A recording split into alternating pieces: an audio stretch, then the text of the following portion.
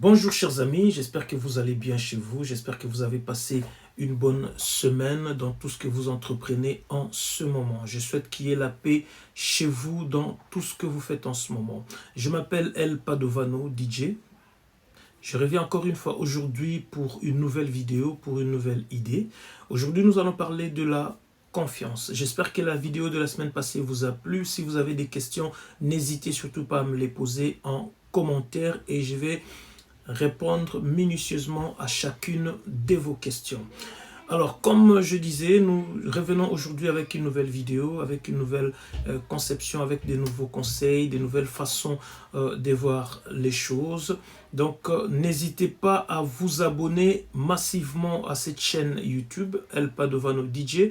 Ici, nous allons avoir le temps de partager beaucoup de choses. Évidemment, dans le futur, nous aurons aussi le temps de faire des lives, de faire des podcasts en live, discuter sur des sujets, sur des éléments que nous pourrons avoir dans le courant de nos vidéos, dans le courant de nos motivations. Chers amis, la confiance comme la positivité ne sont pas des traits de caractère innés. Comme nous avons vu la semaine passée, la positivité n'est pas un trait de caractère inné. Nous ne naissons pas forcément avec.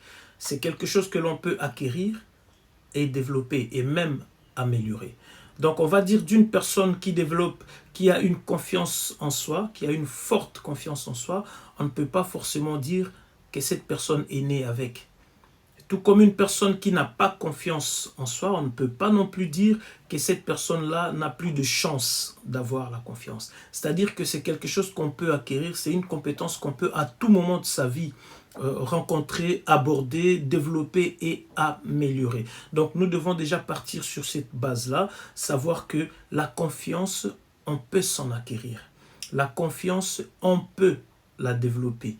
La confiance, on peut l'améliorer. Donc, tout comme on apprend à jouer d'un instrument, on peut apprendre à jouer de la guitare, du piano ou encore d'autres instruments de musique, on peut aussi apprendre à développer sa confiance en soi. On peut aussi apprendre à développer comment est-ce que nous percevons ce concept de la confiance et évidemment comment pouvoir l'appliquer dans notre vie de chaque jour. Alors, chers amis, nous allons prendre la confiance comme un muscle.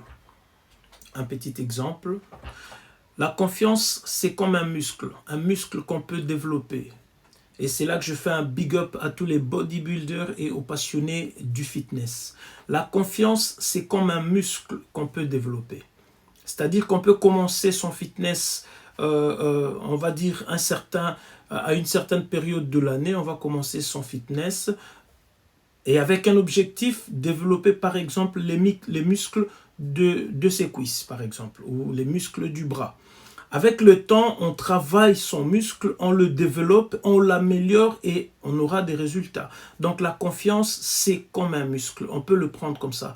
Quand on veut le développer, il va être fort. Plus on le développe, plus on l'améliore, plus il devient fort et plus on le sent autour de soi. C'est-à-dire que des gens qui t'entourent vont voir que, oh, voilà, telle personne a vraiment de la confiance en soi. C'est-à-dire qu'elle peut aborder n'importe quelle personne, elle peut aller même jusqu'à faire des choses que beaucoup hésitent de faire. Donc, développons notre confiance comme un muscle. Pour des gens qui sont toujours dans des salles de sport pour aller développer les muscles, eh bien c'est pareil.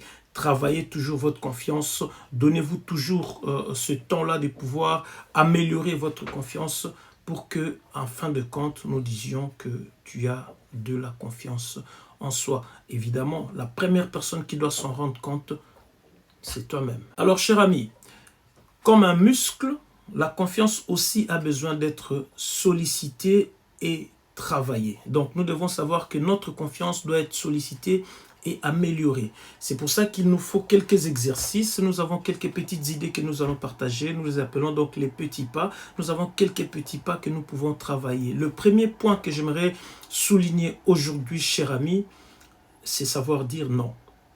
Aussi simple que cela ne puisse paraître, dire non te permet de pouvoir t'affirmer en fait. Ça te permet de pouvoir t'affirmer, c'est-à-dire que quand tu sais dire non, il n'est pas nécessaire de dire non aux grandes choses, hein. On peut dire non à des petites choses, à des petites sollicitations. Savoir dire non te permet de pouvoir t'affirmer. L'affirmation de soi vient, dans certains cas, dans des négations. C'est-à-dire qu'on peut te demander, par exemple, un service. Si cela ne te convient pas, apprends à dire non. Ne dis pas toujours oui à tout ce qui t'est demandé, parce que cela, justement, fait dégringoler ta confiance. Pour que ta confiance en soi soit améliorée, pour que ta confiance en soi soit bien exercée, il faut savoir dire non à certaines choses.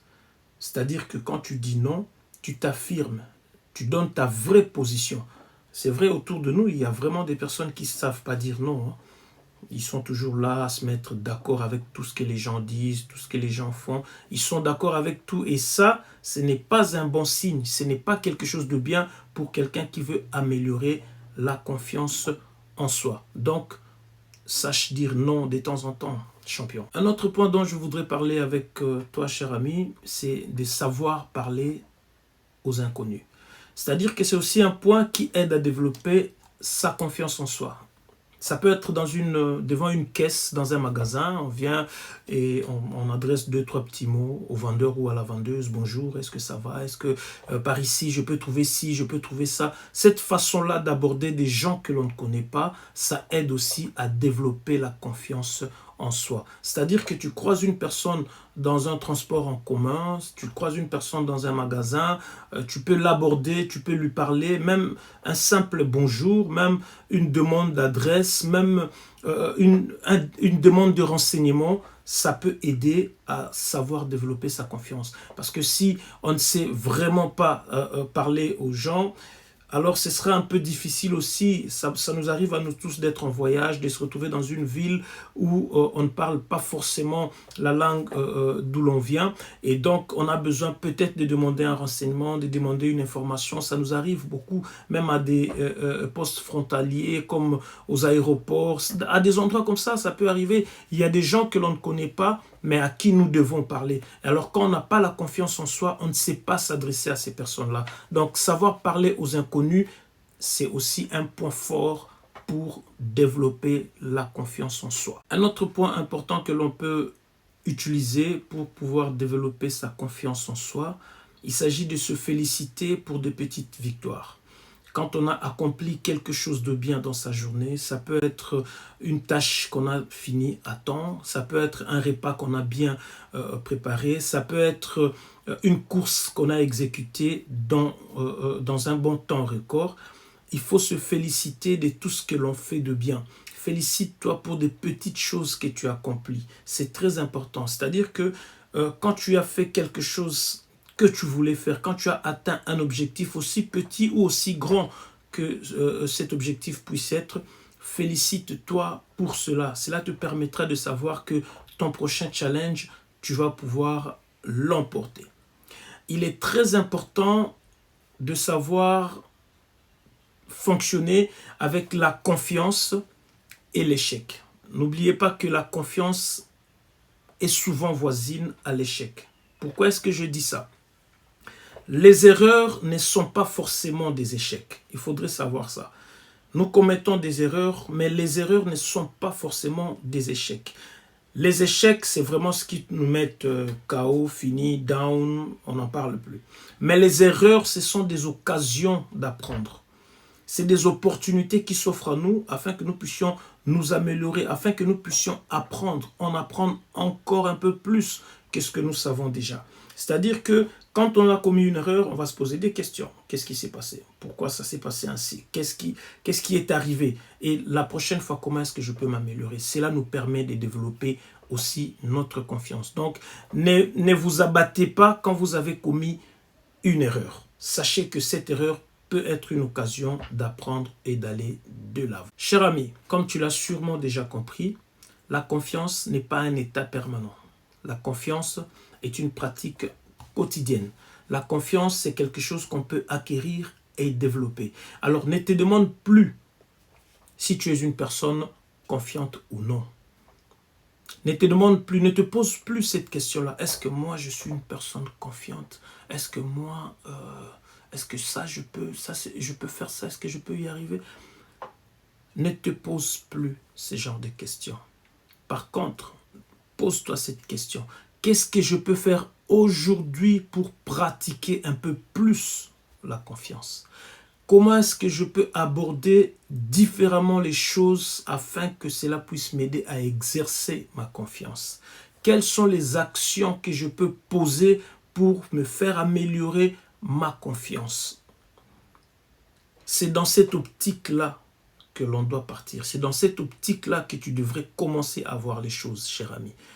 Tu peux acquérir la confiance, tu peux t'en acquérir, tu peux t'en approprier même si tu veux, mais surtout, tu peux la développer et l'améliorer. Si cette vidéo t'a plu, n'hésite pas, un petit pouce. Pense à la confiance comme à un muscle, cher ami. Si tu arrives à ce point-là, tu verras que ta confiance, tu peux l'exercer.